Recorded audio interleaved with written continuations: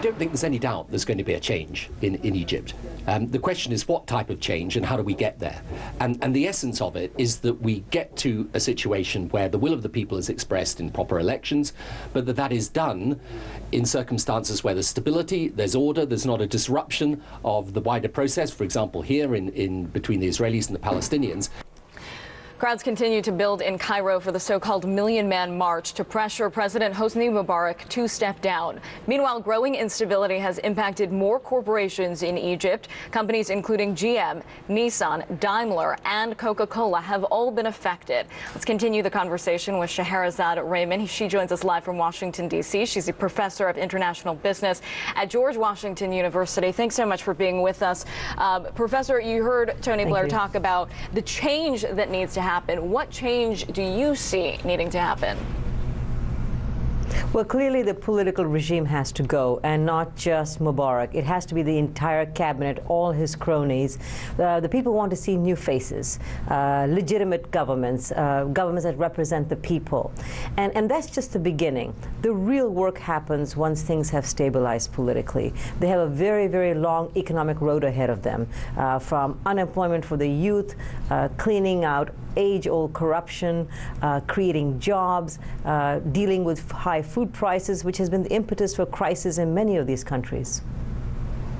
And you talk about youth unemployment, and obviously it is an issue not only in Egypt but across the Muslim world. 60% of the population is under the age of 30. The IMF recently coming out and saying that the youth issue was a ticking time bomb. Is it a ticking time bomb in other areas as well?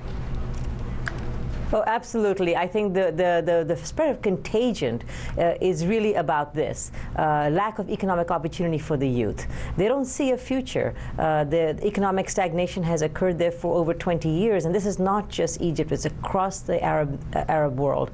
And then when you couple that with rising food and fuel prices, you've got a firestorm happening. Bearing in mind those huge issues, is there a better future if the Mubarak regime goes, or are the issues bigger than the regime in Egypt? Yeah, this is the tricky issue. You know, clearly the Mubarak regime is a regime that is a known quantity. The trick is, you know, who is going to replace him? And Egypt is the heart and soul of the Arab nations, and rest assured, everyone is watching to see what happens. You know, there are three contenders to the throne. One is Baridi, who is the Nobel laureate, who is the moderate in the group.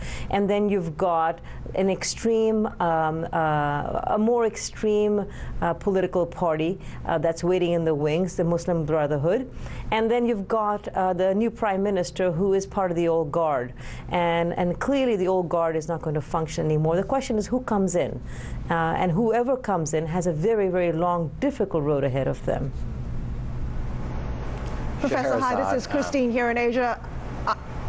I'm just wondering, in terms of business investor confidence, does this Egypt crisis somehow impact investor confidence when it comes to investing in the Middle East, or are people used to this sort of volatility when it comes to the region? Yeah, I think on the heels of the global financial crisis, we got a bit carried away about investments in emerging markets, and we forgot that they are emerging markets, and political unrest and economic unrest exists.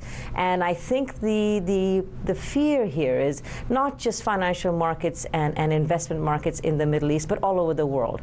The world tends to panic, and it tends to panic globally now very, very quickly. And what I think you're going to see is a slight reassessment of the vast amounts of funds flowing to emerging markets over the course of this year of the rabbit. It'll slow down, and people will take pause to remember that these are emerging markets.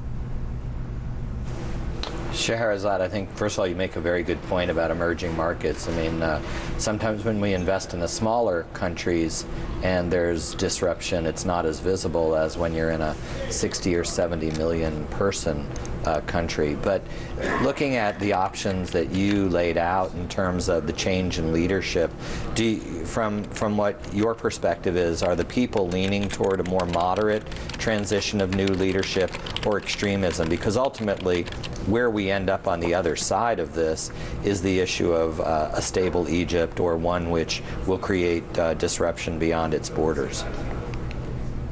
Sure, and I think we've seen from the news shows, and yours included, that the Egyptian people are angry, but they're calm about what they want. They're cleaning the streets, they're making sure that things don't get broken, things are not ransacked. They care about this country, and they want to move forward in an economically stable way. And so in that respect, the moderate party here, El Baridi, is the candidate. But having said that, please understand the Muslim Brotherhood's home is Egypt. It was created there. And they have been around for many, many decades helping the poor. And as economic conditions have worsened over the last 30 years under Mubarak, and job opportunities have not been there, this political organization has been the bastion for the poorest of the poor. And so they have a lot of political clout. So whoever is in power will have to deal and reckon with them as a powerful political partner. Stable and calm. Scheherazade, always great to see you. Scheherazade Rehman, Professor of International Business at George Washington University. Thank you so much for your time. Coming up next, Matthew sticks around. We'll discuss more on manufacturing, auto sales, and the top economic agenda for investors today. Will the numbers get a February off to a flying start? We'll look ahead to the day of trading coming up next.